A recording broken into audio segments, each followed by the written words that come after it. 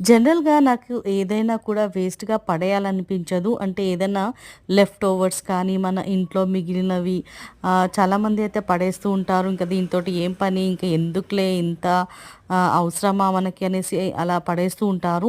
So, అలా అయితే నాకు ఈజీగా పడేయాలనిపించదు. దాంతోటి ఏదో ఒక విధంగా మనము మన అవసరంకి వాడుకోవచ్చు కదా అన్న ఆలోచన అయితే చేస్తూ ఉంటాను. అలా అని చెప్పేసి ఇలా మనం సమోసాలు షీట్స్ తయారు చేసుకున్న సైడ్స్ అన్నీ కట్ చేస్తాం కదా!